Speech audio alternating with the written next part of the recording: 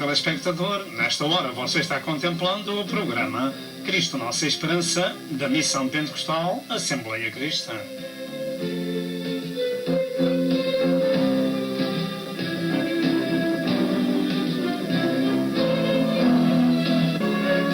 O alvo deste programa é a glória de Deus e a salvação da sua alma. E para isso, por favor, procure obter as muitas mensagens deste ministério, tais como evangelismo, ensino e profecia, para estes últimos dias da Hora da Graça.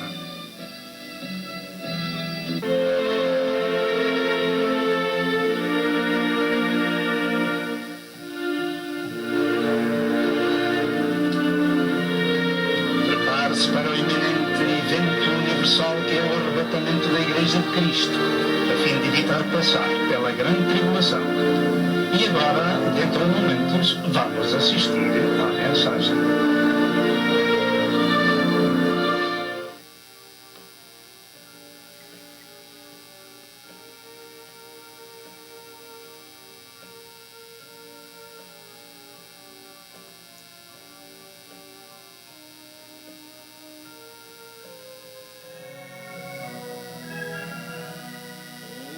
Uma voz me disse lá do céu: canta, canta, canta para mim. Ora, ora, ora, cada vez mais. Segue, segue, segue a voz de mim. Vem para ser fiel até morrer. Eu serei contigo até ao fim.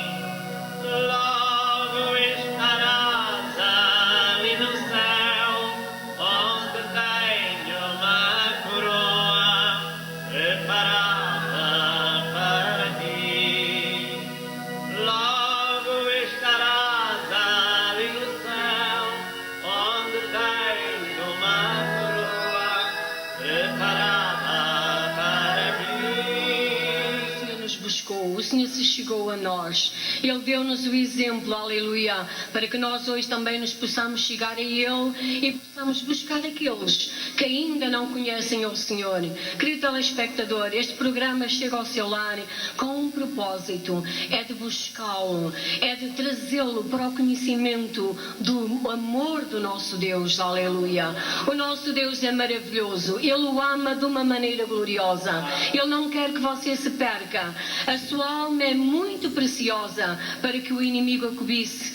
Você tem um valor tremendo, vale mais do que o mundo inteiro. Por isso, renda a sua vida ao Senhor, busca ao Senhor, dê o melhor da sua vida a Jesus e você vai ver, aleluia, que não se vai arrepender. Ele é o amigo por excelência, aleluia. É o Senhor, aleluia, que nos tem amado e nos tem acariciado, aleluia, e nos tem ajudado na jornada da nossa vida. Glória ao nome do Senhor. Nós queremos orar para que Deus o abençoe, a si, à sua família, glória a Deus, para que você possa chegar aos pés de Cristo. Amém. Glória a Deus. Senhor, meu Deus e Pai, é bom estarmos na Tua presença, é bom render-te o nosso louvor, a nossa adoração, a nossa gratidão, ela sobe perante Ti, meu Senhor, porque nós sabemos, meu Deus, aleluia, que Tu nos tens buscado, Tu vieste a este mundo, deixaste o lar da glória e vieste a este mundo buscar e salvar aquilo que se havia perdido. E nós estávamos perdidos, Senhor, estávamos mortos em ofensas e pecados. E Tu, pelo Teu grande amor, aleluia, nos tens atraído a Ti, Senhor, e nos tens vivificado, aleluia, e nos tens perdoado, glória ao Teu nome, e nos tens feito assentar nos lugares celestiais em Cristo Jesus. Glória ao Teu santo e bendito nome. Obrigado, Senhor, por aquilo que tens feito em nossa alma, em nossa vida, Senhor, e por aquilo que estás fazendo na vida dos irmãos e de tantos aqueles que nos veem e ouvem. Oh Deus, aleluia, nós sabemos que a Tua palavra é poderosa e ela não volta para Ti vazia. Ela tem um trabalho excelente para fazer na vida de cada um. Glória ao Teu nome. E não é por acaso, Senhor, que os nossos queridos telespectadores abrem o seu televisor para ouvir a tua palavra. É porque tu tens, ó Senhor, um propósito para cada vida. Glória ao teu nome. Ajuda-os a despertar, Senhor, e a buscar, Senhor, a tua face enquanto é tempo de te poder achar, pois nós queremos que a tua vinda está para muito breve, meu Senhor.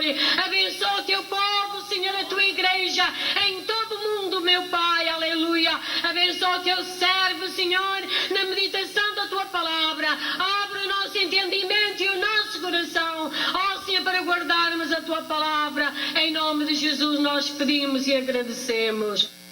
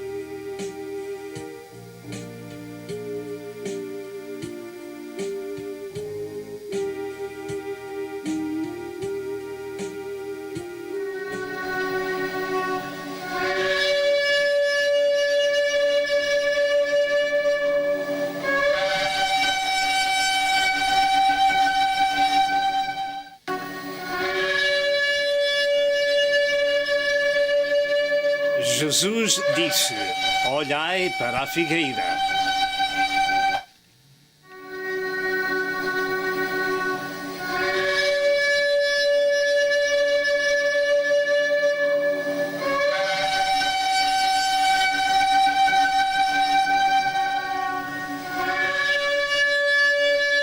Israel é a figueira bíblica para onde devemos olhar nestes dias. Prezado telespectador, paz seja convosco, mais uma vez no seu lar, para ministrar a Santa Escritura, que é o pão da vida, o pão do céu, que nos alimenta a alma e o espírito. Damos graças a Deus, porque o Senhor desceu do céu a este mundo para morrer no Calvário, para salvar a humanidade através do seu precioso sangue. E nós damos a glória a Deus Pai, glória a Deus Filho e glória a Deus Espírito Santo. Exaltamos a majestade divina, porque só Deus é Senhor e além dele outro Deus não existe. E é este Deus maravilhoso que procura as nossas almas para estar com elas, para os ensinar no caminho da paz, pelo seu Espírito Santo e pela sua palavra. Deus se revelou em carne, trazendo salvação à humanidade no sacrifício vicário do seu amado Filho. E ressuscitou para justificar todo aquele que tem fé em Deus. A mensagem que vai ser ministrada é um assunto profético pelo qual precisamos de dar a nossa melhor atenção para conhecermos o tempo em que vivemos no aspecto profético da história dos homens. O tema para a nossa mensagem, biblicamente falando, é a última geração. A última geração é o estudo que se vai seguir e devemos estar com muita atenção a fim de podermos aprender do Senhor, que é manso e humilde de coração. Este vocábulo geração tem naturalmente várias aplicações, tais como fundação pela qual se reproduzem os seres organizados, linhagem, genealogia indivíduos de uma época, durante a duração média de vida e tempo de um povo que existiu ou que existe, etc. Nós aprendemos isto nos livros, louvado seja Deus. A última geração de que vamos meditar é acerca do tempo e de um povo que existe no cumprimento profético dos eventos que Jesus falou e que precediam a sua volta para a terra, tanto para o arrebatamento da igreja, como depois para voltar com o seu reino, dar finalização à oração do Pai Nosso e começar um milénio de Cristo, milénio de paz. Louvado seja Deus. Assim, a nossa leitura para este estudo encontra-se em 3 partes da Bíblia, em 3 livros diferentes, ou seja, o primeiro em Mateus 24, 32 a 34, que fala acerca da última geração, que ela não passará. Portanto, lembre-se de que o nosso assunto em questão para estudo é a última geração. E Jesus disse estas palavras em Mateus 24, 32 a 34. Aprendei, pois, esta parábola da figueira. Qual é essa parábola? Ou como? Ou que nós podemos aprender? Aprendei, pois, a parábola da figueira. Quando já os seus ramos se tornam tenros e brotam folhas, sabei que está próximo o verão. Naturalmente, é como todas as outras árvores, e diz noutro livro. Portanto, todos sabem, particularmente aqueles que têm árvores do género ou outra árvores, sabem que com o calor as árvores rebentam e próximo está o verão. Esta é a parábola. E o Senhor, no seu ensino, diz: igualmente, diga igualmente, igualmente, quando virdes todas estas coisas, sabei que Ele está próximo às portas. É uma parábola curta, mas é um ensino sagrado de Jesus para sabermos o que Deus pretende de nós e aquilo que nós devemos considerar acerca deste assunto. Portanto, igualmente, quando virdes todas estas coisas, sabei que Ele está próximo às portas. É verdade, vos digo que não passará esta geração sem que todas estas coisas aconteçam. E o verso 35 diz: o céu e a terra passarão, mas as minhas palavras não hão de passar. Também em São Marcos, no capítulo 13, 28 a 30, diz: aprendei, pois, a parábola da figueira. Quando já o seu ramo se torna tenro e brota folhas, bem sabeis que já está próximo o verão. Assim também vós, quando virdes sucederem estas coisas, sabei que já está perto às portas. Na verdade vos digo que não passará esta geração. Na verdade vos digo que não passará esta geração. Não passará esta geração sem que todas estas coisas aconteçam. Passará o céu e a terra, mas as minhas palavras não hão de passar.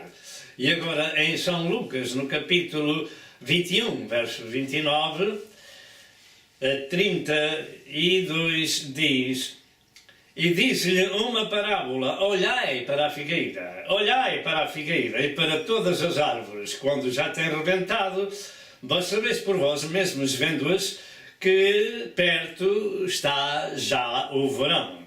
Assim também vós, quando vires acontecer estas coisas, sabei que o reino de Deus está perto. Em verdade vos digo que não passará esta geração até que tudo aconteça. Passará o céu e a terra, mas as minhas palavras não hão de passar. Passará os céus e a terra, mas as minhas palavras não hão de passar. E esta é a mensagem que cada um de nós deve ter em grande consideração em nossos dias, nesta geração. Porque eu creio que é esta geração que Jesus falou há muitos anos atrás. Ao introduzir esta mensagem, nós compreendemos que estes 3 capítulos aqui mencionados são como uma enciclopédia de profecia referente ao tempo do fim da era da graça de Deus e neles Jesus ensinou detalhadamente uma grande parte de tudo o que precisamos de saber sobre os acontecimentos dos últimos dias. Entretanto, estes 3 textos bíblicos são referentes ao mesmo assunto, escritos por 3 servos de Deus diferentes que andaram com Jesus. 2 deles, outro não andou, que foi Lucas. Primeiro, então, temos a chamada a olhar para a figueira. Segundo, a chamada aos sinais que antecedem o tempo da figueira. Quando começares a acontecer estas coisas, igualmente, louvado seja Deus. E em terceiro lugar, a chamada a compreender que naquela geração dos acontecimentos narrados por Jesus, tudo terá o seu cumprimento, e eu lhe chamo da última geração para a vinda de Cristo. Entendemos até aqui? Creio que é o suficiente. Tome nota deste verso-chave da profecia. Em verdade vos digo que não passará esta geração sem que todas as coisas aconteçam. Mateus 24 e verso 34. Esta última geração é a geração da figueira, que rebenta como todas as árvores, e nós perguntamos quem é esta figueira de que Jesus falou. Na realidade, há muitos que creem, outros que não creem, que a figueira se refere, é simbólica, da nação israelita que ressuscitou em 1948. Uns creem, outros não creem. Eu creio, e por isso falo e ensino este assunto. Para alguns teólogos, a resposta é que a figueira representa também Israel, embora para outros não. Para mim, a figueira é uma metáfora à nação ou da nação israelita. Joel capítulo 1 e verso 7 e Mateus 21 e verso 19. Uma grande parte do mundo anda alheia à parte profética das Santas Escrituras pelo facto de que muitos ministros do Evangelho não dão valor ou grande importância a este tema, a esta parte das Sagradas Escrituras. O facto é que mais de 1/4 das Santas Escrituras são profecias cumpridas e que se estão cumprindo e se cumprirão ainda. Cumprem-se nesta geração e cumprem-se ainda no futuro. Mais de 1/4. Mais de 1/4 da Sagrada Escritura. Mais de 1/4 da Sagrada Escritura é de cariz profética. De maneira que devemos ter em conta este assunto bíblico. Louvado seja o nome do Senhor. Alguns estudiosos da Bíblia afirmam que 27% das Escrituras são profecia. Outros têm dito que o conteúdo da Bíblia chega a cerca de 30%. Portanto, mais de 1/4 e quase 1/3 da Palavra de Deus é de cariz profético, e daí a necessidade de estudar convenientemente este assunto. Segundo John Ankerberg, dos 31.124 versos da Bíblia, existe no Velho Testamento 28,5% de material profético e 21,5% no Novo Testamento, concluindo que pelo menos 27% de toda a Bíblia é profecia. Outro ponto de interesse é que 1.800 versos da Palavra de Deus referem-se à segunda vinda de Jesus. 1.800 versos da Palavra de Deus referem-se à vinda de Jesus? E que somente no Novo Testamento 318 desses versos se referem a esta segunda vinda. Portanto, é de grande e capital importância compreendermos os temas proféticos sobre o assunto e outros, naturalmente, para andarmos informados e não enganados. Quando lemos as Escrituras com atenção, elas próprias nos ensinam a estudar a profecia. Em Isaías 41, 22 e 23, quando Deus desafiava o seu próprio povo a andar no seu caminho, afirma: tragam e anunciem-nos as coisas que hão de acontecer. Anunciai-nos as coisas passadas, para que atentemos para elas e saibamos o fim delas, ou fazemos ouvir as coisas futuras. Em Isaías 45, verso 21, diz o Senhor: Anunciai e chegai-vos e tomai conselho todos juntos. Quem fez ouvir isto da antiguidade? Quem fez ouvir isto da antiguidade? Quem desde então o anunciou? Porventura não sou eu o Senhor? Portanto, o material profético tem que ser ministrado às almas para compreenderem a sua situação. E muitos se arrependem por causa da profecia e mudam de Senhor e de caminho. Mas já em Isaías 44, verso 7, o Senhor disse: e quem chamará como eu e anunciará isto, e o porá em ordem perante mim, desde que ordenei um povo eterno? Esse que anuncie as coisas futuras e esse que hão de vir. É, portanto, um assunto muito sério, porque é um mandamento divino que os ministros da palavra anunciem a parte profética do que se passou, o que está passando e o que vai acontecer. O povo de Deus é ordenado pelo Senhor para anunciar as coisas proféticas da sua palavra, as da antiguidade, as futuras, as que hão de vir. Quanto a mim, sou apenas um vigia, um sentinela e um atalaia para avisar o povo daquilo que já se passou, o que está acontecendo e o que vem a caminho. De maneira que devemos tomar muita atenção neste tempo presente, porque há muita gente tomando, como usa dizer-se, o recado na escada.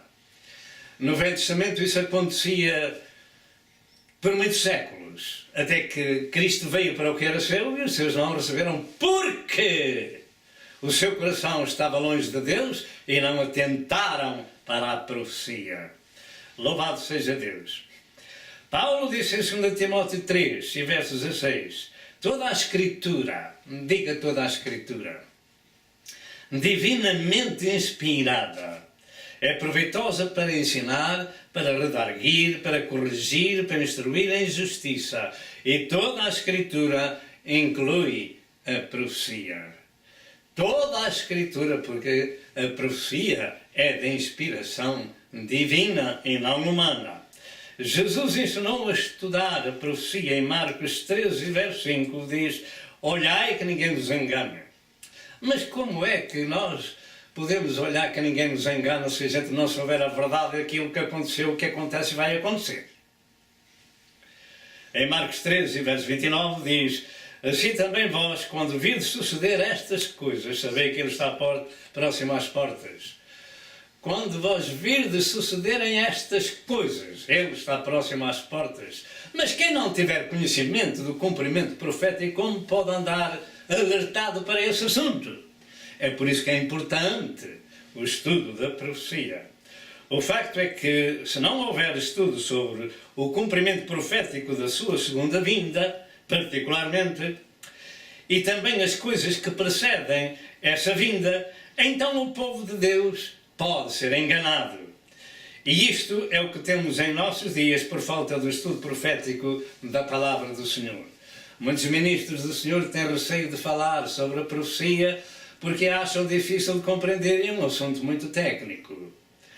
Contudo, eu tenho aprendido que a profecia, de um modo geral, se cumpre no desenvolvimento e cumprimento da história. E que é nesse aspecto que devemos ministrá-la e compreendê-la. Disto falou o Senhor a Daniel e a João, nestes dois livros proféticos, tanto do Velho quanto do Novo Testamento. No passado, a Daniel disse: não seles estas palavras, sela estas palavras, porque só daqui a muito tempo se cumprirão. Mas a João, o Senhor disse: não seles estas palavras, porque o tempo está próximo. Ora bem, é isto que nós devemos compreender, que já desde João, portanto há cerca de 2000 anos atrás, o tempo está próximo. Mas ainda não aconteceu. Vai acontecer certamente por causa dos sinais agora que se podem compreender que estão em progresso. Louvado seja Deus. A profecia é também de grande valia para as pessoas em geral, para toda a humanidade. para os levar ao conhecimento dos planos de Deus. Com efeito, assim diz a palavra de Deus, não havendo profecia, o povo se corrompe. Provérbios 29, verso 18. E o que profetiza fala aos homens para edificação, exortação e consolação. 1 Coríntios 14 e verso 3. Alguém pode dizer que isto é um termo genérico, um termo normal, geral da Sagrada Escritura, mas de qualquer maneira nós chamamos a atenção que na Bíblia existem santos e existem homens. A profecia leva muita gente ao arrependimento, como no caso daquele irmão profeta que foi falar a Nínive. Ainda 40 dias foi Jonas.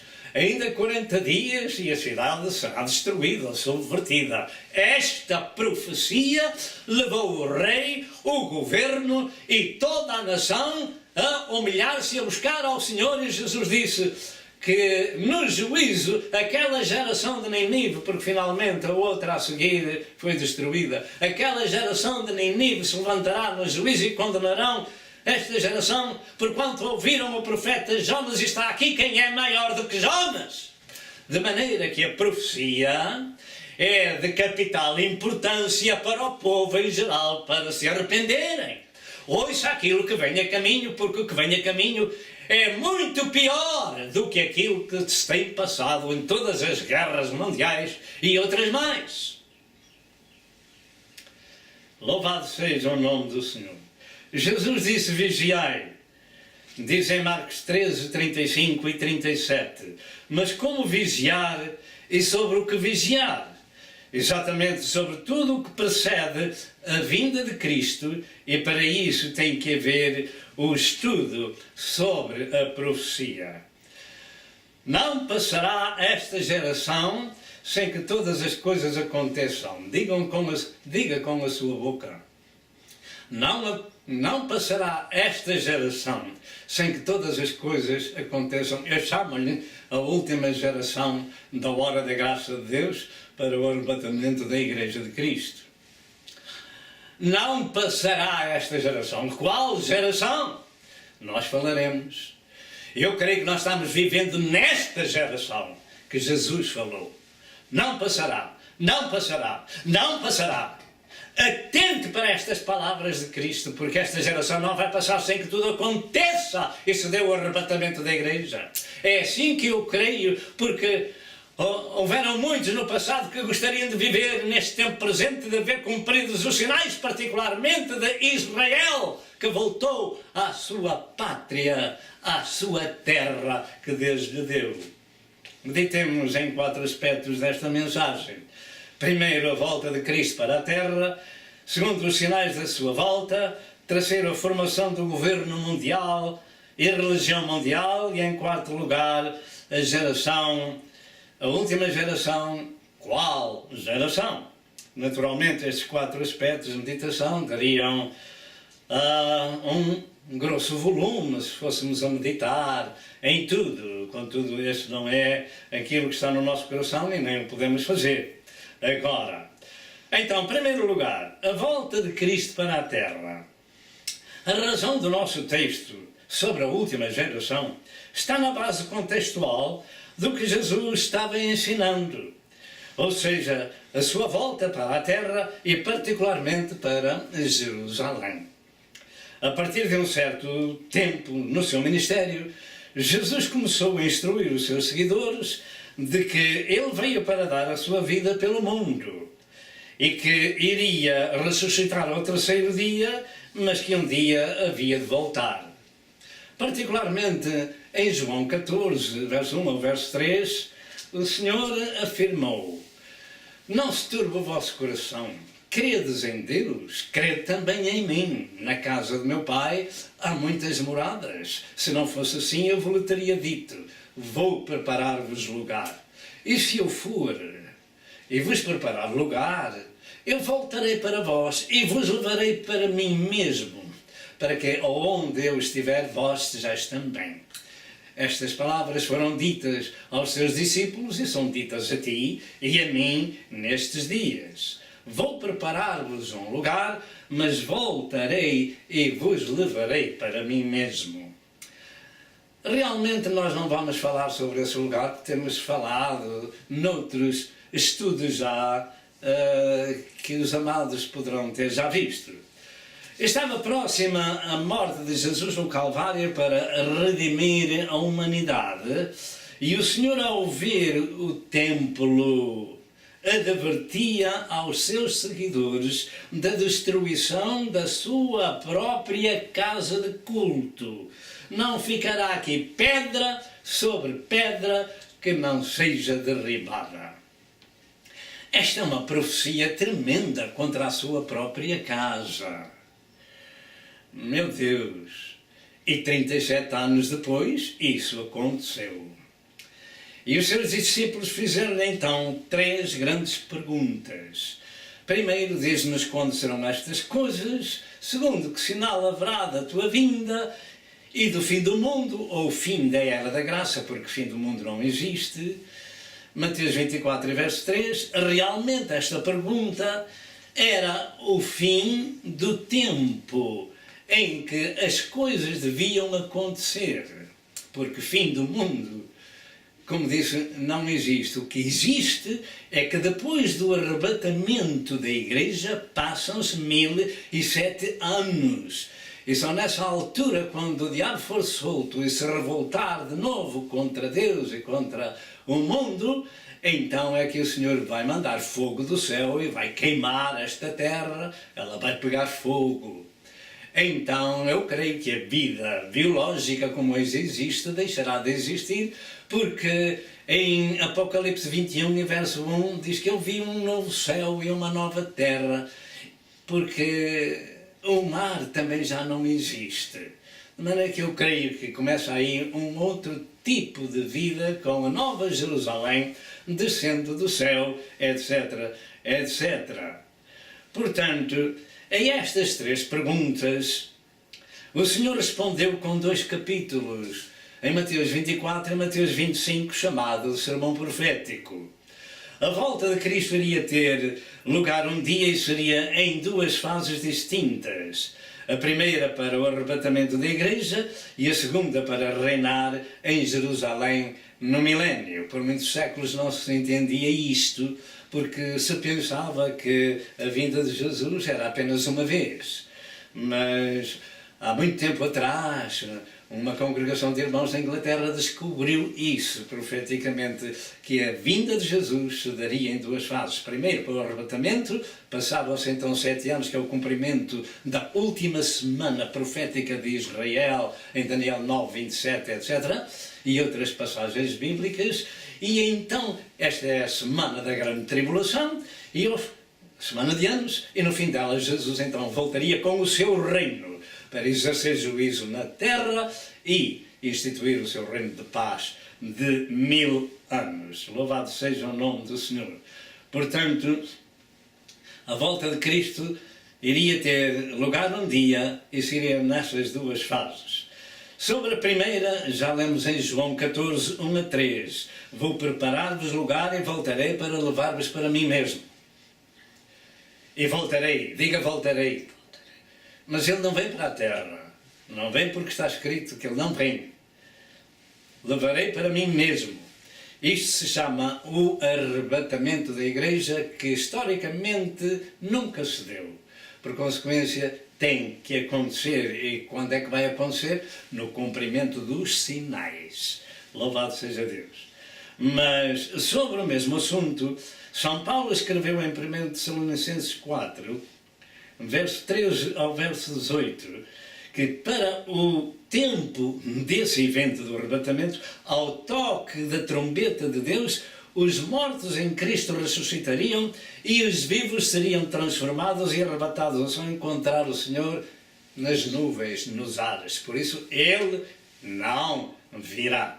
A trombeta de Deus soará e os mortos ressuscitarão. E os vivos serão transformados num abrir e fechar de olhos, como noutras escrituras está escrito em 1 Tessalonicenses 15, 50 a 52. O apóstolo do Senhor diz que esse evento do arrebatamento acontece ao toque da última trombeta. 1 Coríntios 15, 50 a 52. 1 Coríntios 15, 50 a 52, eu vou ler estas palavras e nós vamos ouvir a trombeta. Assim diz a palavra do Senhor. E agora digo isto, irmãos, que a carne e o sangue não podem herdar o reino de Deus, nem a corrupção herda a incorrupção. Eis aqui vos digo um mistério. Na verdade, nem todos dormiremos, mas todos seremos transformados, tanto vivos quanto mortos. Num momento, num abrir e fechar de olhos. Assim. Num abrir e fechar de olhos. Será tão rápido que não dá para entender aqueles que estiverem ao nosso lado e que não sejam salvos. Não dá para entender onde é que está a pessoa com quem eu estava falando. Desapareceu. Eu vou ler de novo. Num momento, num abrir e fechar de olhos, ante a última trombeta, porque a trombeta soará. A trombeta soará. E os mortos ressuscitarão incorruptíveis e nós seremos transformados. Vamos ouvir a trombeta.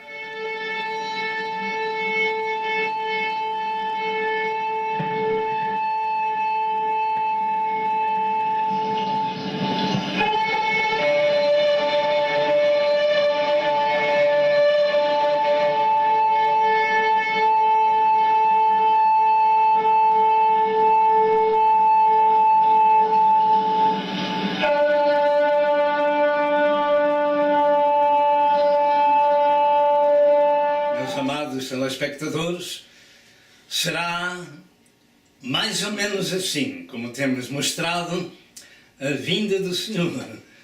O arrebatamento da igreja será ao toque da última trombeta. Naturalmente, a primeira trombeta, esta é a segunda, na minha maneira de compreender as Escrituras, porque a primeira trombeta de Deus se encontra em Êxodo 19, verso 10 ao verso 19, quando Moisés juntou o povo, porque o Senhor desceu sobre o Monte Sinai. E agora, quando o Senhor descer as nuvens, então toca a última trombeta e o povo será junto como no passado no Monte Sinai. Louvado seja Deus! Por consequência, eu creio que a última trombeta de Deus toca quando o Senhor voltar às nuvens para arrebatar o seu povo. Quando isto acontecer, quando a Igreja de Cristo for arrebatada ao céu, passam-se então 7 anos de grande tribulação sobre a terra. E é o tempo da ira de Deus e dos seus juízos divinos, onde cerca de 3/4 da população do mundo vai morrer nessa semana de anos. 3/4 da população são bilhões de pessoas que vão morrer de muitas e variadas formas, com guerras atómicas, com pragas, etc, etc. Após isto, Jesus virá do céu com os seus santos para o milénio, para exercer juízo na terra e vem com os seus santos, aqueles que levou no arrebatamento, que foram para as bodas da noiva, voltarão naturalmente com todos os outros que o Senhor trouxer.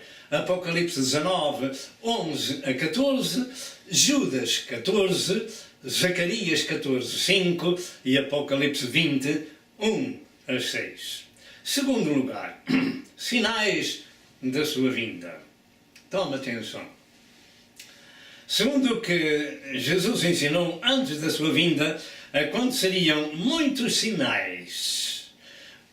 E esses sinais seriam de aviso para o seu povo. Primeiro, haveria naturalmente a destruição do templo, conforme já vimos e falámos, Mateus 24, 2, não ficará aqui pedra sobre pedra que não seja derribada. E isto aconteceu 37 anos depois da morte de Jesus. Afirma-se que no ano 70 da era cristã, o exército romano com o general Titus destruiu Jerusalém e o templo. Portanto, a história profética de Jesus acerca da sua própria casa, do templo em Jerusalém, terminou. não ficará aqui pedra sobre pedra que não seja derribada. Afirma-se na história que quando o exército romano invadiu Jerusalém, morreram ali cerca de 1.100.000 judeus e muitos foram levados cativos como escravos para Roma e para todo o mundo. O facto é que se cumpria o que o Senhor afirmou: e cairão ao fio da espada, e para todas as nações serão levados cativos. Diga, todas as nações serão levados cativos, e Jerusalém será pisada ou governada pelos gentios até que o tempo dos gentios se complete. Lucas 21 e verso 24. Você está entendendo esta profecia de Jesus? Esta profecia de Jesus tem 1878 anos. Esta profecia de Jesus começou no ano 70 com a destruição de Jerusalém e do templo. Israel deixou de existir, foi levado cativo, foi na diáspora por todo o mundo, para todas as gerações, com a espada atrás deles. Isso quer dizer que haviam de morrer por todo lado, serem escorraçados, serem feitos escravos, etc, etc. Mas a profecia de Jesus, em Lucas 21, 24, diz que iam até um determinado tempo. Qual é esse determinado tempo? Até que o tempo dos gentios se complete. Toma muita atenção a esta profecia. Até que o tempo dos gentios se complete. E sabe quando é que ele começou a completar? Começou em 1948, em 1967, em 1973. Primeiro com a nação de Israel, que se emancipou, ressuscitou, digamos, nacionalmente. Segundo, com a tomada de Jerusalém, parte da cidade, e em 73 tomaram o resto da cidade de Jerusalém. Então a profecia se cumpriu. Agora, a razão porque o Senhor ainda não veio, nós não sabemos. O Senhor pode ser tardio, mas se Ele tarda, espera, ou como diz a palavra do Senhor. De qualquer maneira, há outras coisas a cumprir, como Mateus 24, 14, este Evangelho será pregado em todo o mundo. Louvado seja Deus nosso Senhor.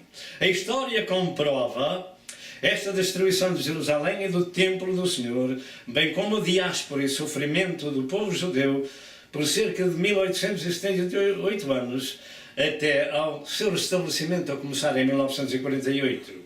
O arco do triunfo de Tito, do general Titus, em Roma, atesta bem a história da pilhagem e destruição romana nas fotos históricas da construção deste arco em Roma, no ano 81. E nós vamos ver algumas fotos sobre este assunto do arco de Tito, do general Tito, em Roma. Louvado seja Deus. Vamos ver. Este é o arco comemorativo da vitória do general Titus em Roma, acerca da destruição de Jerusalém.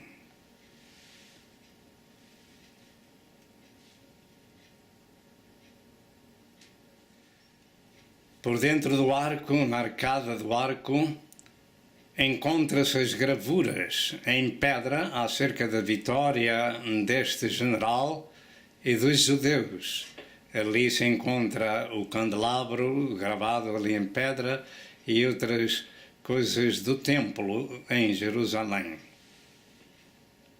Sabemos nós o que resta aos judeus desde aquela data, ano 70 da era cristã, depois da destruição do templo de Jerusalém? Sim, resta-lhes o muro de lamentações, um muro que não fazia parte do templo, mas era um muro de suporte. Ali os judeus oram para que venha o seu Messias, pois o seu Messias foi rejeitado, porque endureceram o seu coração. Veio para o que era seu e os seus não o receberam.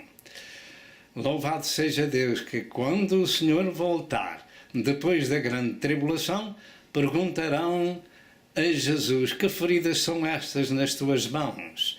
E ele dirá: estas são as feridas com que foi ferido em casa dos meus amigos. Portanto, para os judeus neste tempo presente, resta-lhes apenas o Muro das Lamentações, aonde vão lamentar a sua vida. E isto é o que resta aos judeus. Andaram 1878 anos sem pátria, destruídos por todo lugar, e a última destruição foi no tempo da última Grande Guerra, com Hitler, que matou cerca de 6 milhões de judeus. Devemos ter em conta que o Senhor disse que haverão guerras e rumores de guerras. Isto se enquadra nos tempos proféticos e sinais para a vinda de Nosso Senhor Jesus Cristo. Segundo as palavras de Jesus, esta profecia de Lucas 21, verso 24, relativa à diáspora dos judeus, cumpriu-se na sua íntegra em 1967 e 1973, quando os judeus voltaram a controlar a sua capital de Jerusalém, perdida no ano 70 da nossa era. Segundo lugar, profecias antigas cumpridas com a independência de Israel. São muitas as profecias da restauração desta nação que se têm cumprido com o regresso do povo judeu à sua terra. Por exemplo, em Isaías 66, verso 7 e verso 8, se cumpriu quando afirma que a nação nasceu num só dia e que Sião esteve de parto e já deu à luz os seus filhos. Mas em Ezequiel 36, nos fala da sua restauração, como por exemplo afirma: e vos tomarei das nações e vos congregarei de todos os países e vos trarei à vossa terra. Diga vossa terra. Então a terra é dos muçulmanos ou é dos judeus? Parece-me que isto está certo, está. Porque está escrito na palavra de Deus: e vos trarei à vossa terra, a terra que o Senhor lhes deu. E a terra assolada se lavrará, em vez de estar assolada aos olhos de todos os que passavam. E dirão: esta terra assolada ficou como o jardim do Éden, e as cidades solitárias e assoladas e destruídas estão fortalecidas e habitadas. Ezequiel 36, 24, 34 e 35. De maneira que ali estão os judeus a cumprir a profecia acerca deles. E aquela terra que, enquanto os árabes muçulmanos lá estiveram, haviam pedras, montões, e havia naturalmente sarças e espinheiros. Mas agora é como o jardim do Éden.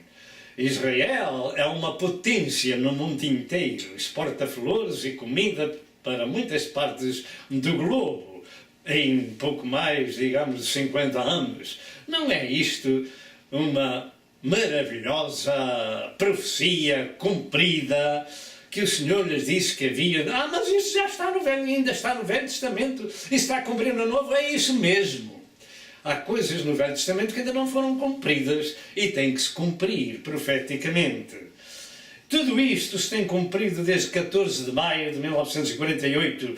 A terra de Israel, que era assolada, é agora como um jardim regado. Jeremias 31, 8 a 12. Isto é profético, tem que se cumprir, tinha que se cumprir, está-se cumprindo. Israel, de novo na sua terra prometida, é uma potência no mundo e nós vamos ver algumas fotografias sobre Israel. Amém.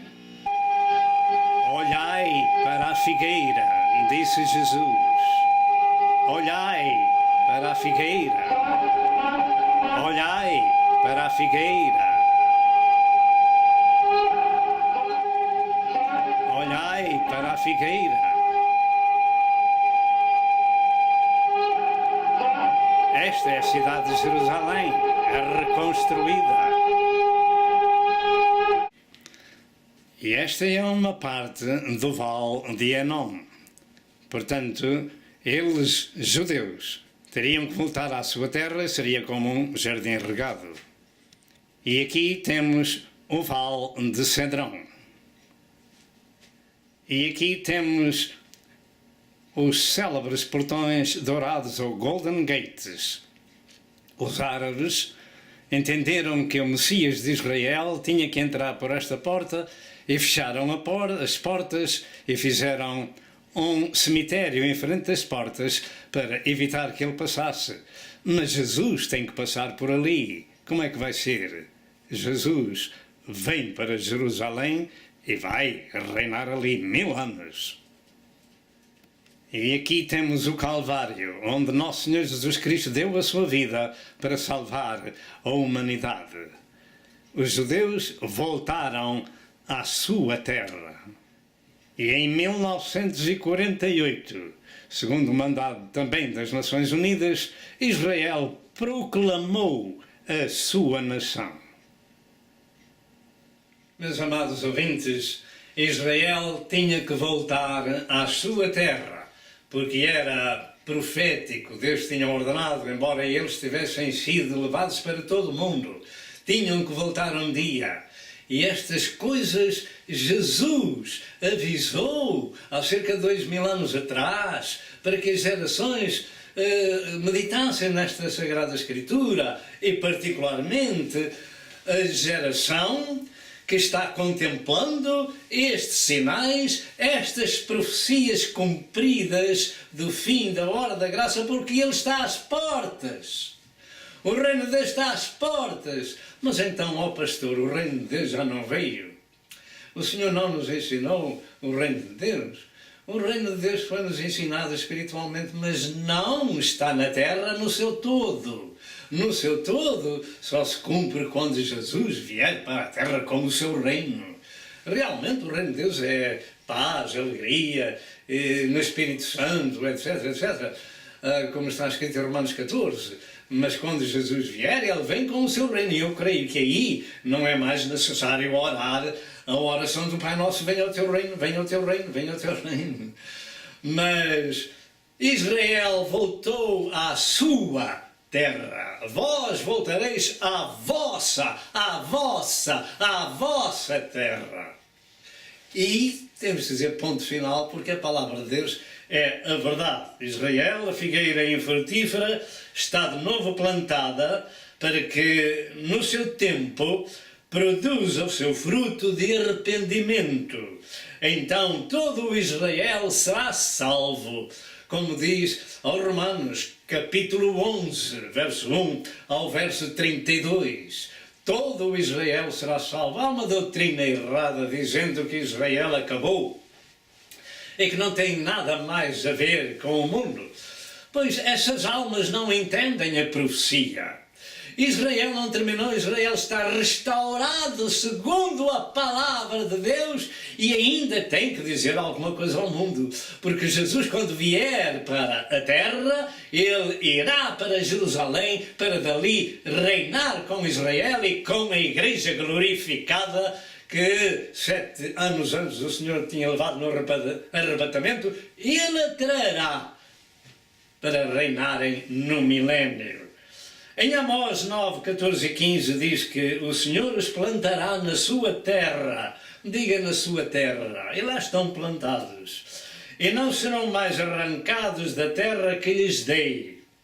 Este é um dos maiores sinais para todo o mundo de que Jesus pode manifestar-se em breve tempo para o arrebatamento da igreja.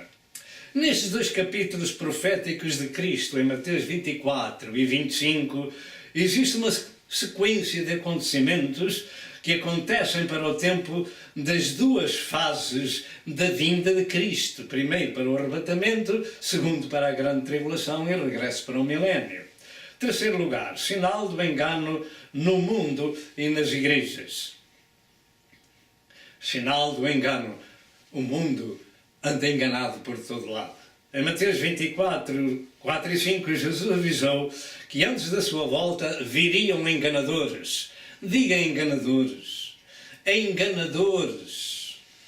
Mateus 7, verso 15, o Senhor avisou que viriam falsos profetas vestidos como ovelhas. Vestidos como ovelhas. Mas interiormente eram lobos devoradores. Se são vestidos como ovelhas, ninguém os reconhece. Ou ninguém os conhece.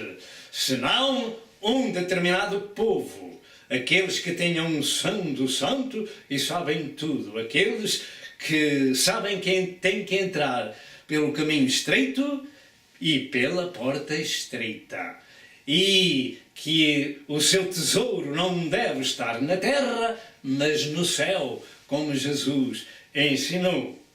Portanto, Paulo também falou disto em 1 Timóteo 4, verso 1, e em 2 Coríntios 11, verso 13 ao verso 15, Paulo afirma que eles são obreiros fraudulentos. Obreiros fraudulentos. O mundo está cheio de obreiros fraudulentos, transfigurados em apóstolos de Cristo, e não é nenhuma maravilha, porque o próprio Satanás se transfigura em anjos de luz.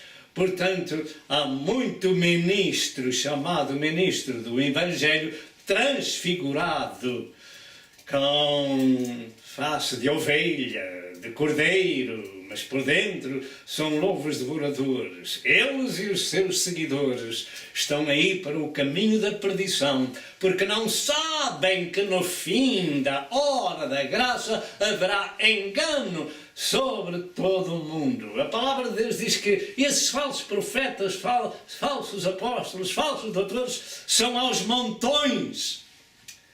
Ora, se nós vemos monte após monte, após monte, após monte, nós até dizemos que isto é natural.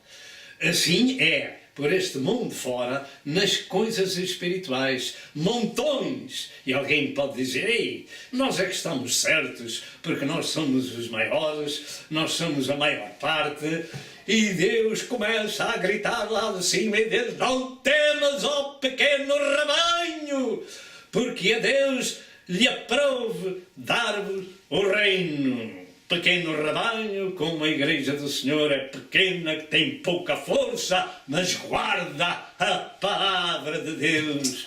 Atente para o engano que há por este mundo fora. Ah, pastor, onde é que eu hei de ouvir o Evangelho? Ouça esta mensagem. Procure uma igreja evangélica na sua área, onde se ministra um novo nascimento espiritual, e veja se realmente eles andam pela porta estreita, pelo caminho estreito, e se estão a pôr o seu tesouro no céu ou nas coisas palpáveis desta vida. E vai ver onde é que está o engano. Em nossos dias, as religiões do mundo ensinam que Deus é o mesmo Deus como para todos os outros.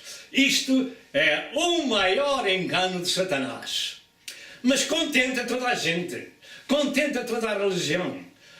Deus é o mesmo, até nas igrejas religiosas dizem, Deus é o mesmo Deus para todos. Não é!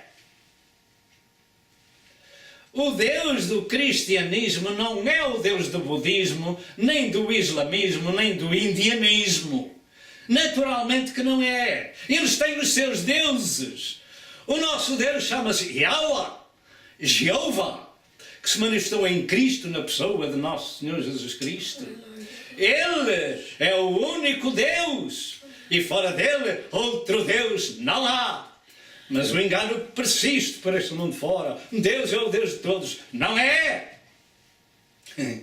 O nosso Deus chama-se Jeová.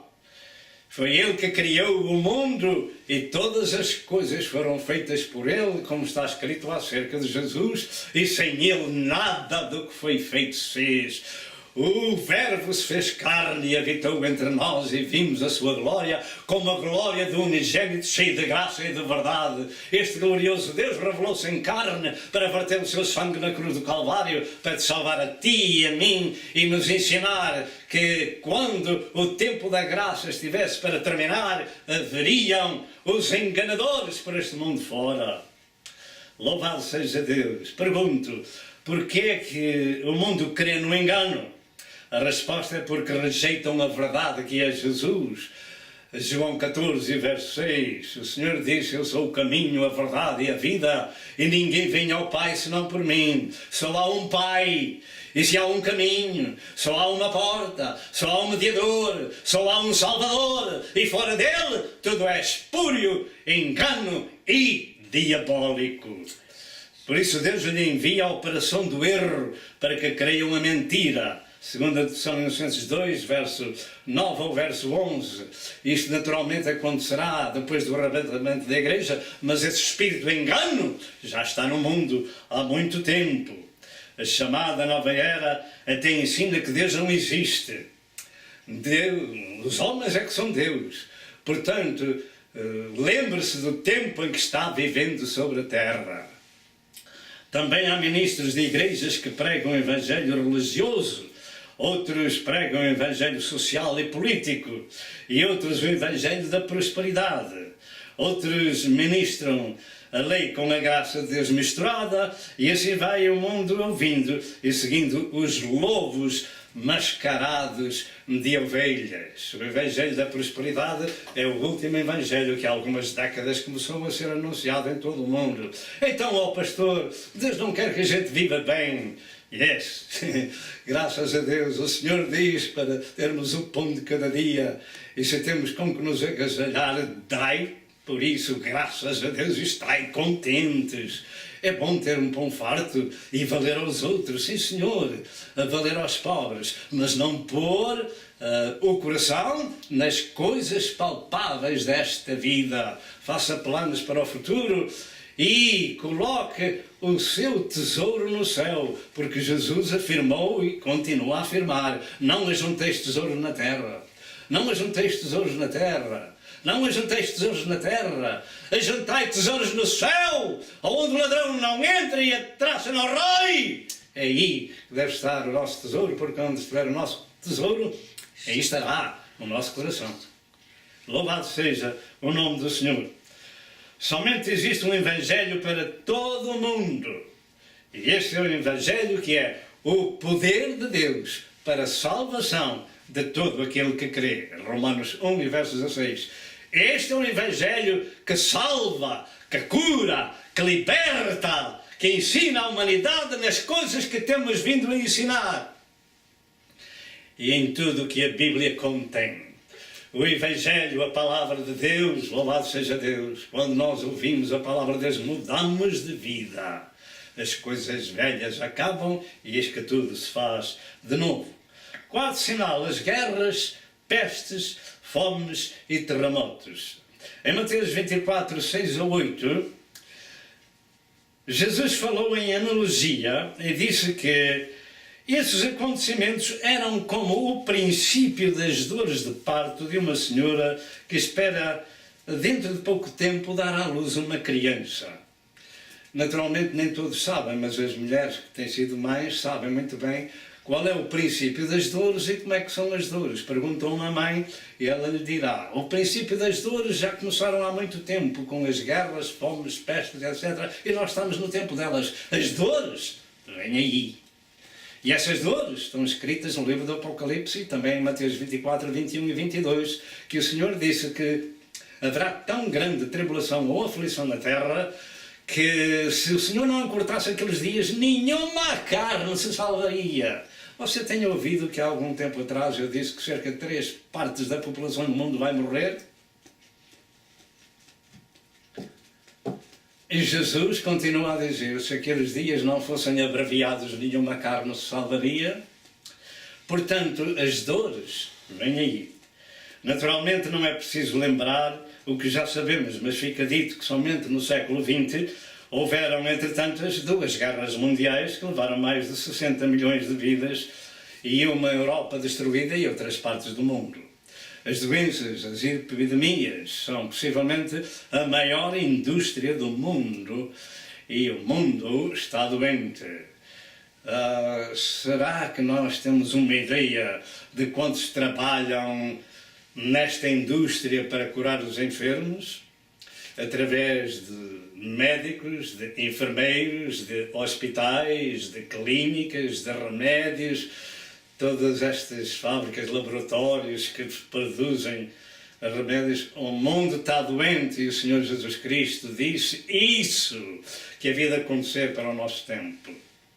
Mas os terremotos e tsunamis têm levado milhões de vidas, mas tudo se torna por normal.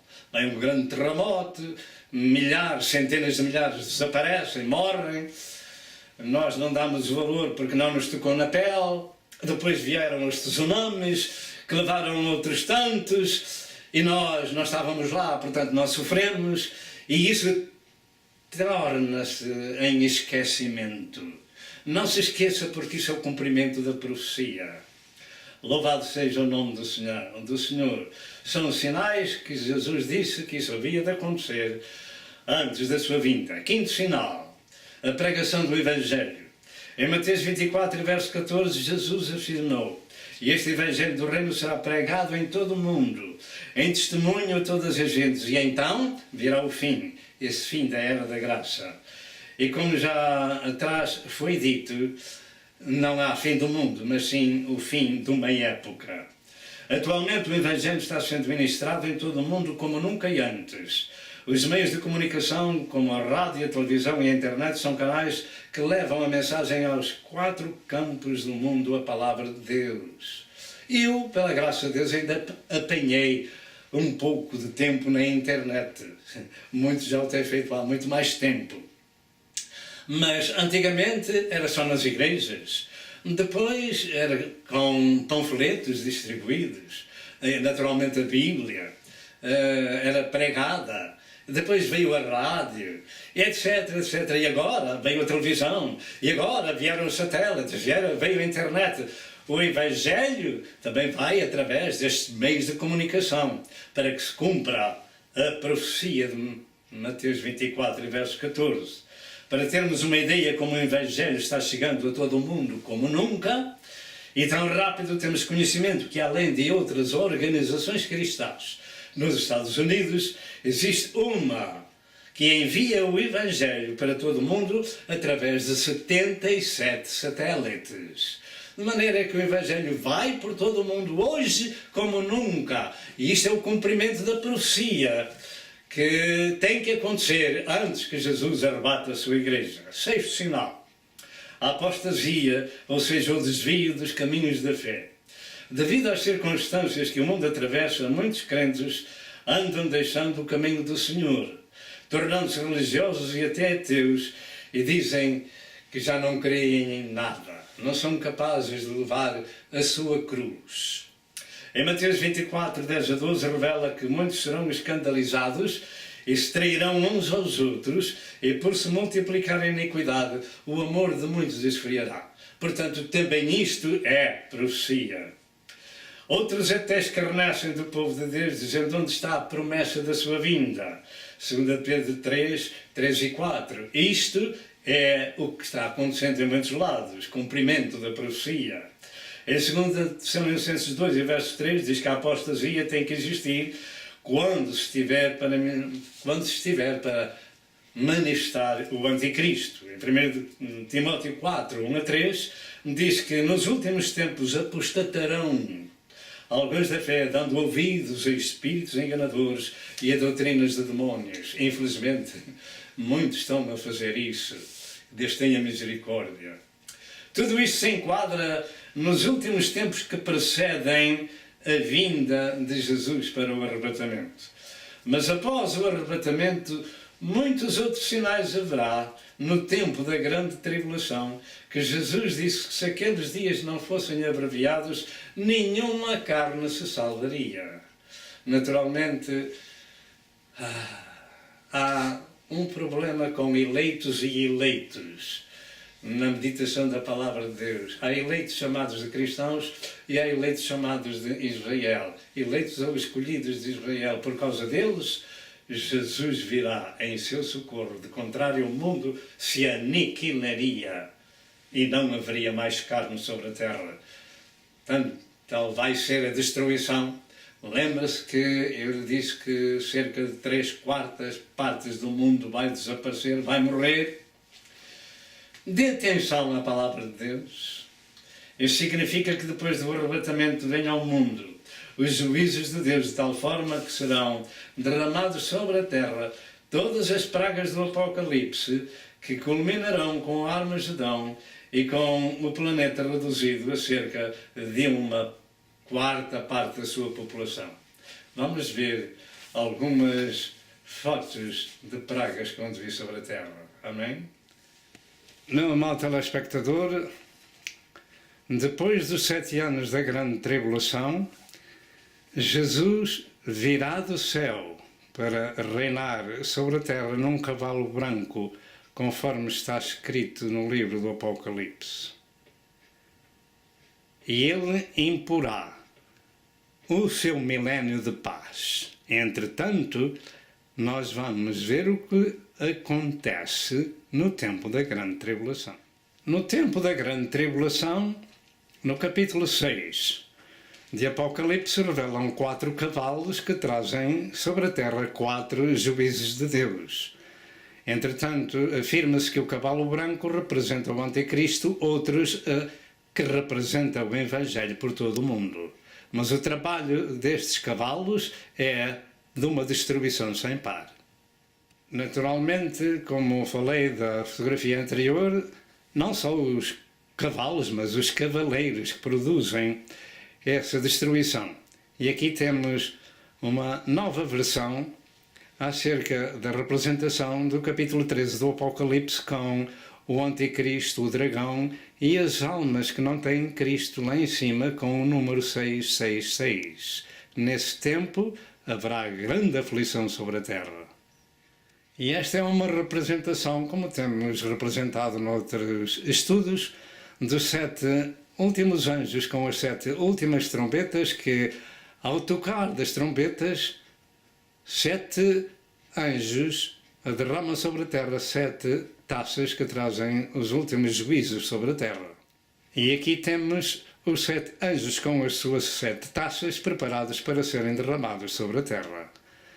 Não queira estar cá. Naturalmente, tudo isto está escrito no livro do Apocalipse e nós não temos tempo para estar meditando. De contrário, cada história levaria 1 hora ou mais a contar. O que está escrito tem que acontecer. E aqui temos o resultado do toque dos anjos e das taças derramadas sobre a terra, em que, pelo menos, 2 partes eu vou falar algo. Do lado direito temos um mar transformado em sangue, com o peixe morto na praia.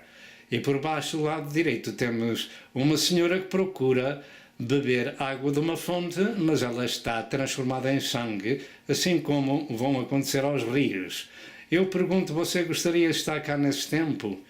Não queira, porque será de muito sofrimento. Meu prezado ouvinte, tudo que temos vindo a falar se cumpre antes do arrebatamento e depois do arrebatamento da Igreja. E eu creio que estamos nessa geração, na última geração, que temos vindo a falar. E agora, relacionado com a vinda súbita do Reino de Deus para a Terra e arrebatamento da Igreja, Jesus deixou 2 sinais de semelhança. Ou seja, o dilúvio da Arca de Noé e de Lot em Sodoma. A história do dilúvio está em frente dos nossos olhos com o que resta da Arca de Noé.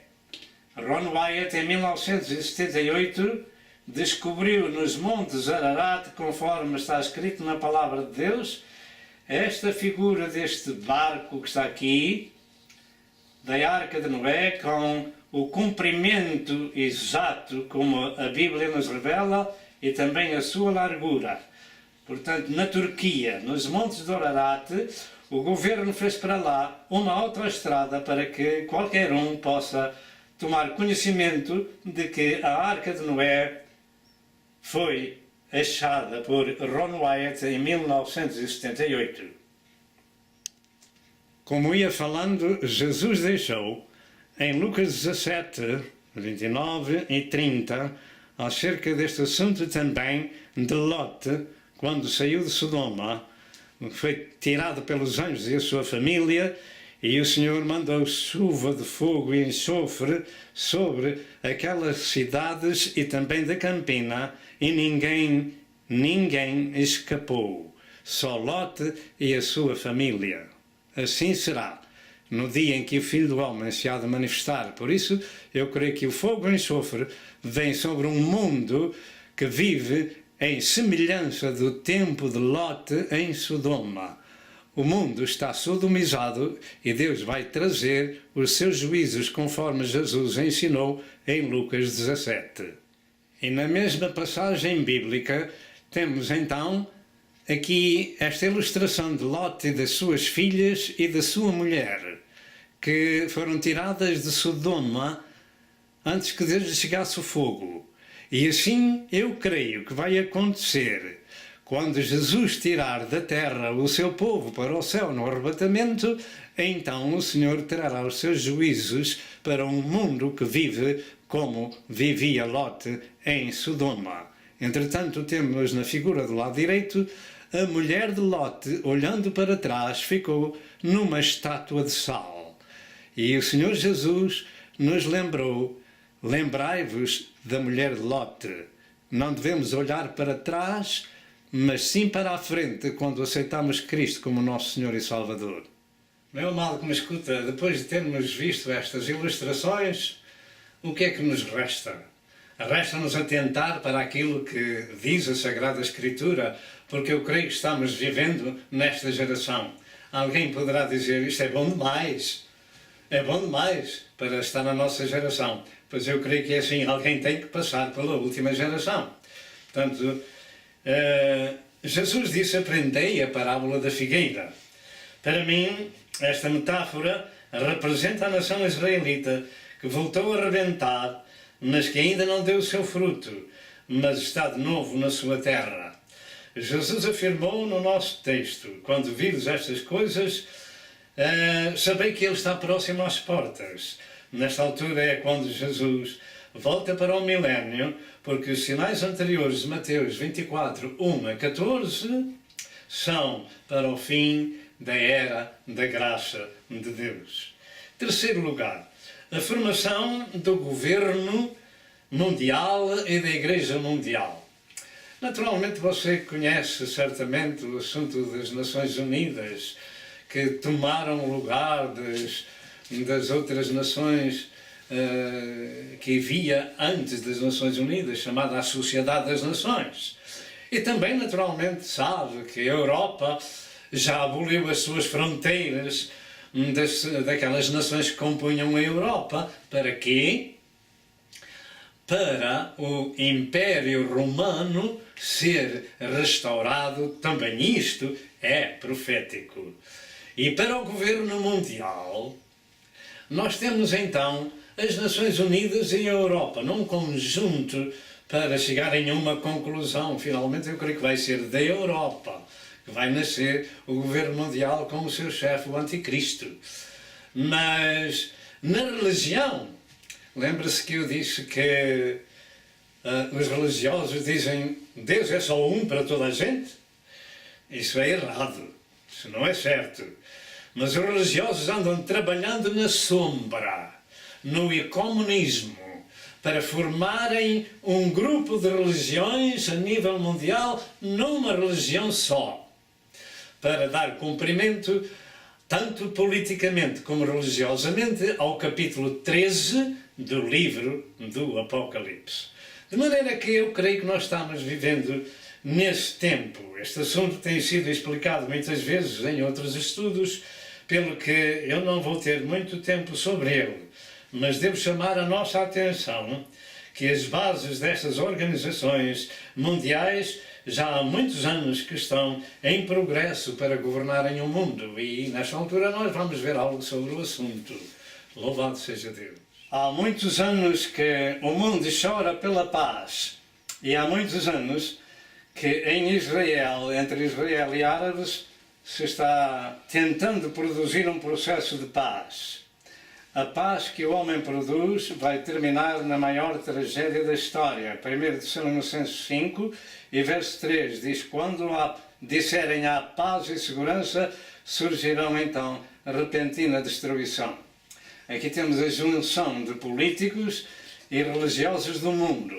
Aqui temos a religião mundial, que é representada em judeus, em católicos romanos, em árabes, muçulmanos, e aqui temos fotografias, ilustrações das reuniões a nível mundial para o ecumenismo religioso. E aqui temos o seu chefe, o chefe do ecumenismo religioso. E aqui temos o chefe do governo mundial, que eu creio que será o presidente dos Estados Unidos da Europa. Aqui temos a Conferência Mundial para as Religiões, Ecumenismo Religioso e para a Paz, em 2001, e Internacional, etc., etc., a Igreja Social do Apocalipse 13, bem como o Governo Mundial do Apocalipse 13. De maneira que devemos ter em conta que estamos vivendo nesse tempo e nesta geração. Quando disserem há paz, ora, muito bem, ninguém faz paz com os judeus. Ninguém faz paz com os judeus. Só há uma pessoa que vai fazer paz, que é o Anticristo revelado aqui. Ele fará paz entre muçulmanos e entre judeus. E creio com esta mediação. De maneira que nós devemos atentar para o tempo que estamos vivendo. Como falei, há algumas organizações mundiais, tanto nas Nações Unidas como na Europa, e tudo isto nos revela que não só é o cumprimento da profecia, como os homens querem ser governados por uma pessoa só em todo o mundo está ficando sem fronteiras. Aqui temos a sede do governo da Europa em Bruxelas, na Bélgica. Aqui temos um instrumento do Anticristo, que figura aqui nesta figura, para aqueles que no tempo da grande tribulação se disserem que são cristãos e não receberem a sua marca. Aqui temos a besta do Apocalipse, de 13, 1 e 2, e o chifre número 11 de Daniel 7 e verso 20. Como disse, não vamos perder muito tempo aqui, porque noutros estudos temos já falado, mas o mundo está ficando num só, numa nação só. Eles realmente querem um mundo todo unido e vão ver o resultado, e também isto é o cumprimento da profecia. Meu amado ouvinte, eu pergunto, então as nações não têm os seus próprios governos? Não se poderiam reger sozinhas, como anteriormente a 1993, a altura em que as nações da Europa aboliram as suas fronteiras? Até ali eles viviam, cada um com a sua moeda, com a sua cultura, etc, etc. Mas agora as fronteiras foram abolidas e aquele que quiser voltar ao tempo antigo simplesmente será destruído, porque não terá a ajuda dos outros, do Império Romano restaurado. Louvado seja Deus! Esses governos um dia passarão a receber ordens de um governo central, como já acontece na Bélgica. E o facto é que isso acontece e acontecerá no mundo inteiro. Primeiro com a formação das Nações Unidas em 1947-48, segundo com os Estados Unidos da Europa, ou seja, o Império Romano restaurado a partir de 1993, assim o governo da Europa é agora na Bélgica, como temos vindo a falar. Mas o governo mundial vai ser feito em Jerusalém pelo Anticristo. E depois é que vão ser, como usa dizer-se, a Senhora das Dores. Entretanto, vem aí o presidente do governo do mundo, chamado de Anticristo, e todo o mundo receberá ordens deste homem. O mundo chegou a uma situação quase ingovernável. Muitas das autoridades já não sabem o que é que hão de fazer. Precisam do super-homem para os liderar, e ele vai aparecer, e tudo indica que é nesta geração. Também isto é profético porque se encontra escrito em Apocalipse capítulo 13, verso 11 ao verso 18, verso 1 ao verso 18, que esse líder tem que aparecer como o líder religioso. Portanto, se os políticos têm dificuldade em governar-se, também as religiões do mundo têm os seus problemas e não se entendem. Cada uma procura vender o seu produto como sendo a verdade, e isto causa muito estar e lutas entre os povos, particularmente quando tem que enfrentar a Bíblia Sagrada, que Jesus disse: eu sou o caminho, a verdade e a vida, e ninguém vem ao Pai senão por mim. Porquê?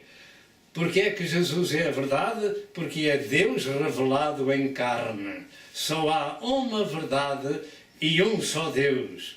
De maneira que as nações querem se ver livres do cristianismo, mas aceitam o cristianismo religioso. Porque o cristianismo evangélico e salvo, aqueles que eram cristãos de Cristo foram no arrebatamento. Louvado seja o nome do Senhor. Portanto, há muitos anos que todos eles se juntam em reuniões ecuménicas para acabar com estes problemas, proclamando a paz entre eles. E isso é do agrado de todos, como temos visto nas ilustrações. Contudo, essa não é a paz de Deus, mas paz humana. Aí se encontra o humanismo e não o cristianismo. É uma religião universal sem Deus, onde o humanismo é o centro dessa religião. O humanismo é a religião que contenta todo o mundo, porque ali somente existe a elevação do homem e Deus não tem ali entrada. Toda a história, ou esta história começou com a Organização Mundial das Igrejas em Amsterdão, em 1948. Refiro-me à parte religiosa e a sua besta que nos revela o capítulo 13 do livro do Apocalipse e que rapidamente passou para as mãos do Vaticano e que se tem encarregado de ser o líder dessa religião mundial, reunindo todas as religiões da Terra. Querem fazer a paz e paz entre os homens não há. Só há a paz de Deus que excede todo o entendimento. A paz entre os homens é paz humana, não é paz de Deus. E esta fica muito cara porque é pela força das armas e pela astúcia dos mais espertos. Isto teria então que acontecer porque está escrito.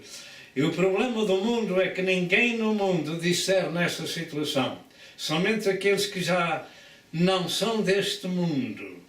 João 15, verso 19 e João 17, verso 14. E estes avisam os outros. Talvez você me dirá, aonde é que estão essas pessoas que não são deste mundo?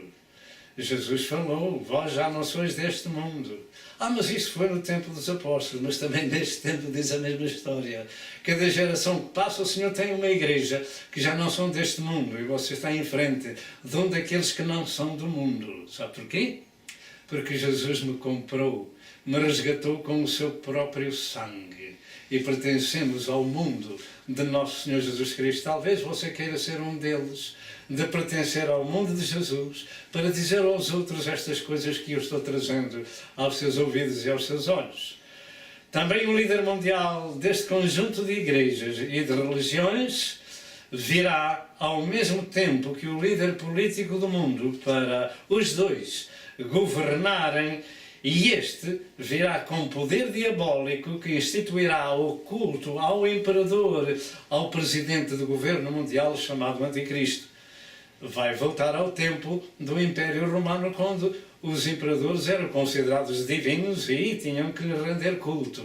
Vem aí o tempo outra vez, que o Anticristo vai receber culto das pessoas imposto pelo líder religioso das religiões ou da religião mundial.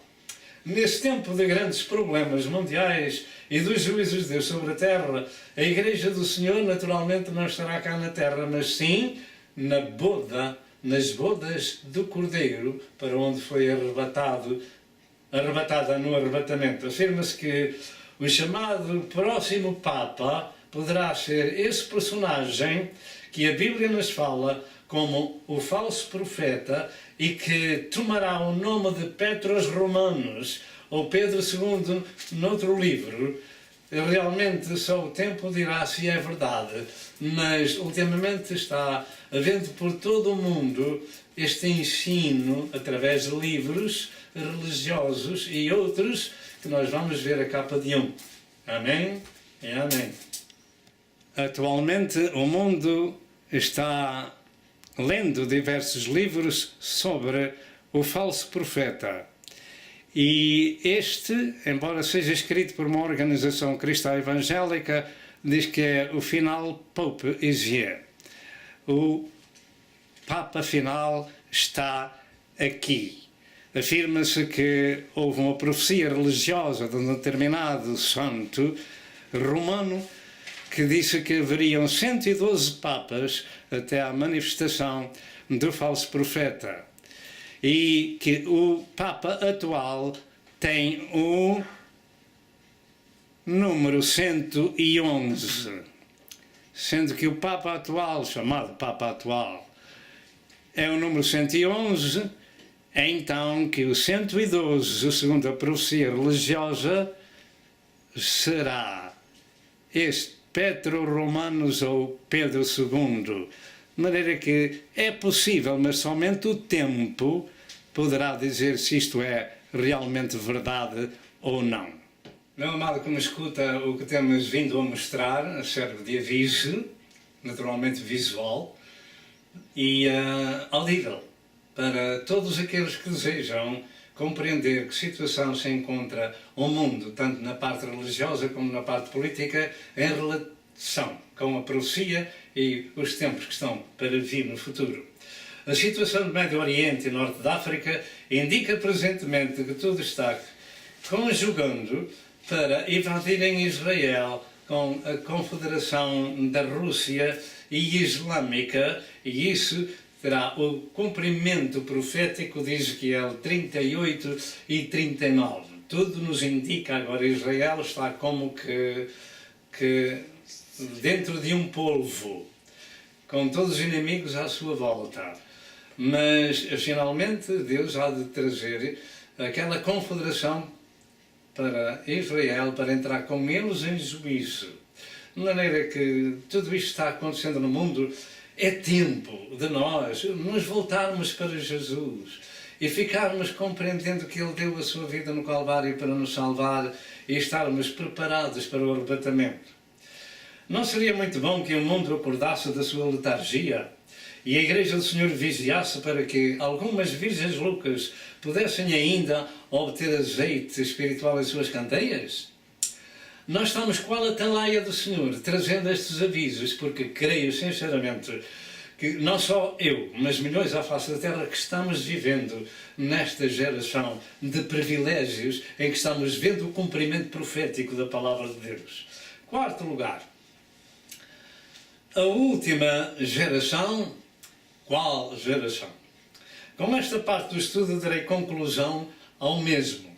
Jesus ensinou que o seu povo devia aprender a parábola da figueira, dizendo que quando ela brota folhas, está perto o verão. Assim, igualmente, quando virdes todas estas coisas, sabei que Ele está próximo às portas.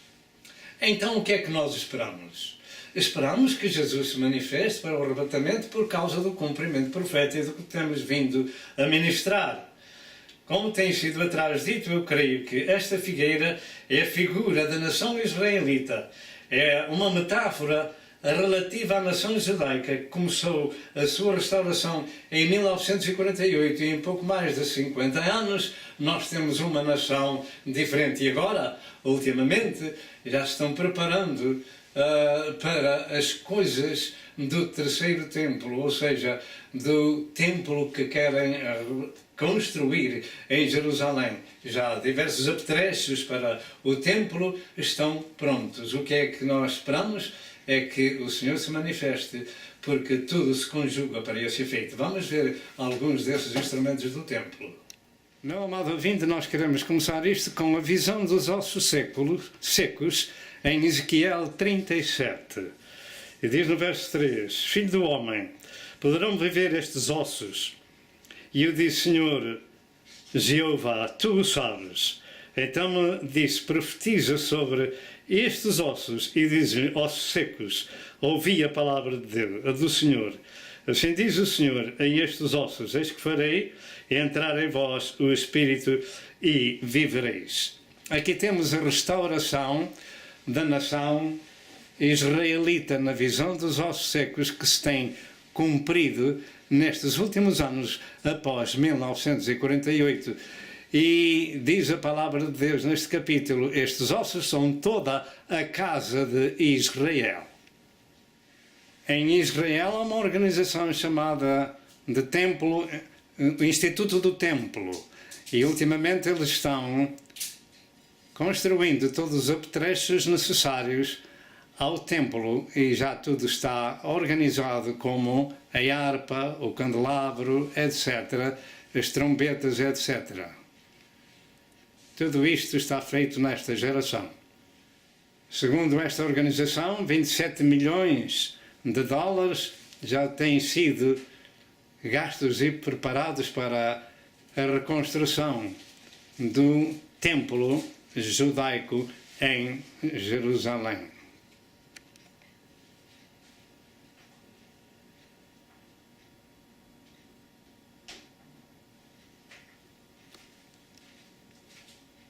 Também, segundo esta organização, já as roupas do sumo sacerdote, os seus vestidos e o peitoral com as 12 pedras respeitantes às 12 tribos de Israel, chamado o peitoral do sumo sacerdote, já estão também construídas. De maneira que nós estamos vivendo num tempo em que tudo se aproxima para a vinda de Jesus e depois para o desfecho na grande tribulação. Jesus afirmou: aprendei, pois, esta parábola da figueira, quando já os seus ramos se tornam tenros e brotam folhas, sabeis que está próximo o verão.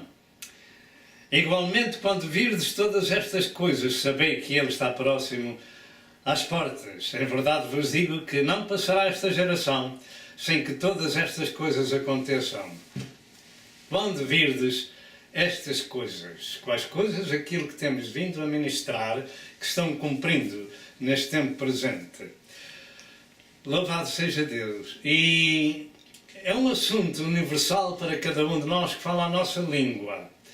Neste tempo presente, em que as Escrituras estão cumprindo. Portanto, quando virdes, para mim, este é um assunto não só de ensino para cristão e judeu, mas para todos no mundo inteiro. Porque, por esse tempo, segundo outras Escrituras, como Apocalipse 3 e verso 10, 1 Tessalonicenses 1 e verso 10, e 5 e verso 9, a igreja está no céu e não na terra. A ilustração da figueira com os seus ramos tenros e suas folhas indicam a proximidade do cumprimento profético da vinda de Jesus, tanto para o arrebatamento como para a grande tribulação e para a sua vinda, para exercer juízo na terra e dar, então, início ao seu milénio na terra, com o seu reino. Para mim, creio que esta parábola da figueira se aplica a Israel restaurado na sua terra, como já foi dito, e que é um sinal da proximidade da vinda de Jesus. Segundo lugar, esta geração não passará. Diga, esta geração não passará. Em Mateus 24, 34, Jesus afirmou: em verdade vos digo que não passará esta geração sem que todas as coisas aconteçam. E agora? Se não passará essa geração em que as coisas estão acontecendo, nós não temos outra saída senão compreender que estamos nessa geração. Na realidade, importa saber quantos anos são uma geração. A resposta, creio, ser só uma. Ou seja, a geração dos acontecimentos que estão narrados e profeticamente foram falados por Jesus, ou seja, tudo o que Jesus afirmou no capítulo 24 até este verso 34 de Mateus. Alguns pensam que, com a destruição do templo e da cidade de Jerusalém, que a profecia se teria cumprido nos acontecimentos ali narrados e com aquele tempo da destruição de Jerusalém se teria cumprido aquele tempo e o do templo. Mas eu não creio assim, porque a chamada de Jesus à abominação da desolação do verso 15 e outros problemas relacionados e sua volta para o milénio nos fazem compreender que estas coisas só aconteceriam no tempo do fim e que aquela da destruição de Jerusalém e do templo não está para os tempos do fim, mas que foi o princípio que quando Jerusalém foi destruída também o povo de Israel foi levado cativo para o mundo inteiro. Portanto, para mim, esta última geração da graça de Deus e dos acontecimentos perdidos é aquela em que se cumprem os acontecimentos, ou seja, no tempo atual. Creio que temos dado informação suficiente até aqui. Guerras, rumores de guerras, nação contra nação, reino contra reino, fomes, pestes, terremotos, escândalos, traição, amor esfriado, falsos profetas e conclusão da pregação do Evangelho por todo o mundo e fim da hora da graça. Tudo isto se engloba nas dores de parto, no princípio das dores de parto. Guerras e rumores de guerras, isso tem havido há muitos anos, mas neste tempo último acentuado pelo mundo inteiro. E agora, por outro lado, eu pergunto, quantos anos são uma geração? É lógico perguntar, ainda que a pergunta é válida, contudo, não é assim tão fácil também responder. Uns afirmam que uma geração são 100 anos, e outros afirmam que são 70, 80 e procuram nas Escrituras essas relações. Outros ainda afirmam que podem ser 40 anos, e outros ainda baseado nas 42 gerações de Mateus 1 e verso 17, que uma geração são 51,42 anos. E se realmente isto estiver certo, ainda nos falta saber se aos olhos de Deus a última geração começou em 1948, ou em 1967, ou em 1973, com a conquista total da cidade de Jerusalém. O importante para cada um de nós é saber que a conclusão profética dos acontecimentos está em nossos dias, porém, no dia da sua vinda, ou do dia da sua vinda, e ora, ninguém sabe, mas apenas o Pai. Tudo nos indica que o tempo tem chegado e o importante é a vigilância espiritual, como conclui o Senhor em Mateus 24 e verso 42, que diz: Vigiai, pois, porque não sabeis a que hora há de vir o vosso Senhor. Isso é o que é importante neste tempo presente para a Igreja de Cristo, é vigiar. E aqueles que porventura ainda não são salvos, é procurarem a misericórdia de Deus enquanto ela se encontra. Vivemos os dias das dores de parto que Jesus falou, de Mateus 24, 6 a 8. E o mundo está gemendo em todos os setores da vida, com guerras, fomes, pestes, terremotos, guerras, etc., faltas de trabalho, doenças por este mundo fora. É um horror aquilo que está passando no mundo. O que virá no tempo da grande tribulação, após o arrebatamento da Igreja, é muito pior e simplesmente horrível. E se aqueles dias não fossem abreviados, nenhuma carne se salvaria, como disse Jesus em Mateus 24, 21 e 22. Nenhuma carne se salvaria. Isto tem que acontecer na geração que Jesus falou, e eu creio que esta geração em que estamos vivendo, 2012, é essa geração. E esta em que estamos vivendo no tempo da metáfora da figueira, porque a figueira, o Senhor disse: olhai para a figueira, estudai a parábola da figueira, compreendei a parábola da figueira. Quem é a figueira? Para mim e milhões à face da terra, esta é a metáfora respeitante a Israel, que voltou em 1948 e hoje é uma potência no mundo inteiro.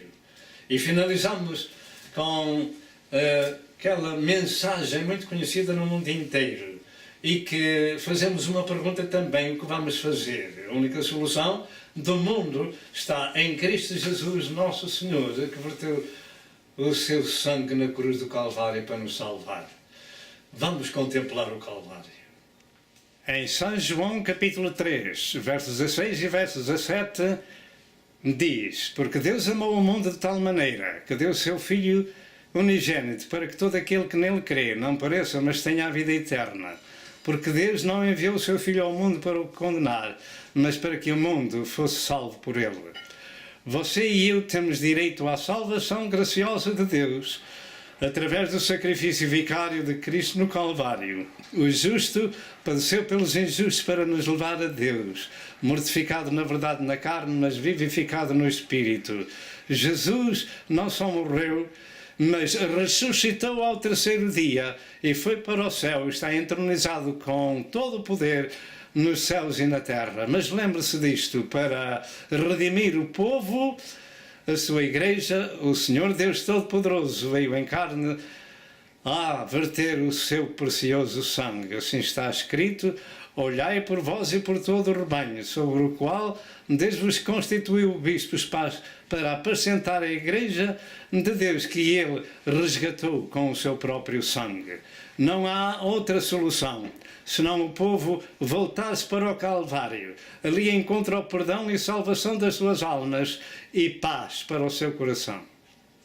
Meu amado ouvinte, nós estamos terminando este estudo acerca da última geração.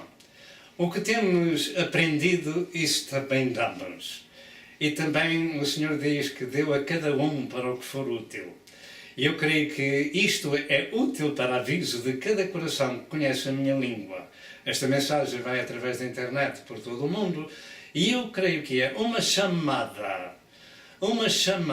ao nosso povo português para contemplar o amor de Cristo no Calvário, como tem sido dito e mostrado, que o justo padeceu pelos injustos para nos levar a Deus.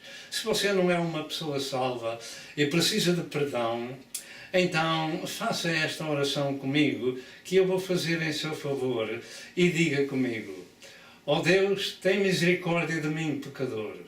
Eu tenho ouvido que Deus enviou o seu Filho à Terra para salvar a humanidade pecadora, e eu sou um deles que precisam de salvação.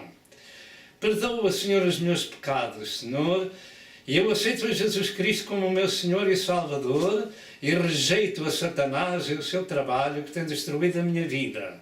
Senhor, eu creio que Jesus Cristo é o teu Filho amado, e que veio a este mundo nascido de uma virgem, morreu para me salvar, mas ressuscitou para me justificar. Agradeço o poder do seu sangue que me purifica de todo o pecado. E agora, Senhor Deus, escreve o meu nome no livro da vida do Cordeiro, para quando a última trombeta tocar, eu ouça a tua voz. Eu te imploro em nome de Jesus Cristo, nosso Senhor. Amém e amém. Se você fez esta oração, você é uma pessoa perdoada. Agora você precisa de encontrar na sua área uma igreja evangélica onde se prega um Novo Testamento espiritual. E aí ser alimentada com o conhecimento da Palavra de Deus para a sua mente e para o seu espírito, para o seu coração. E então vai ver que é uma nova criatura, porque as coisas velhas passam e eis que tudo se faz de novo.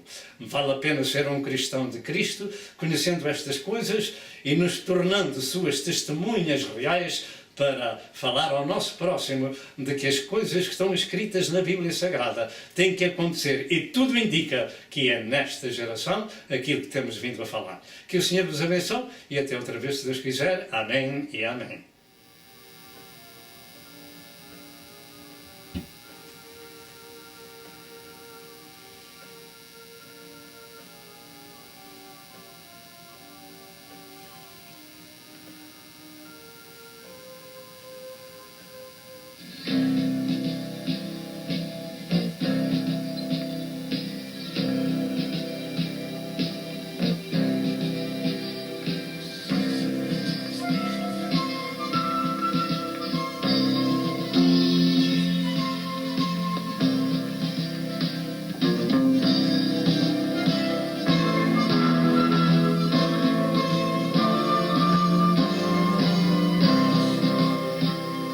Prezado telespectador, eu creio que você foi abençoado com a mensagem deste dia.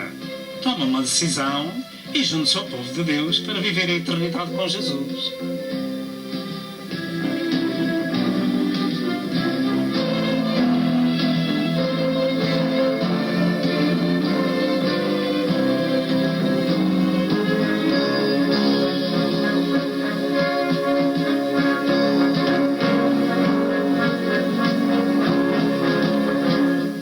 Telefone para Pastor Sousa.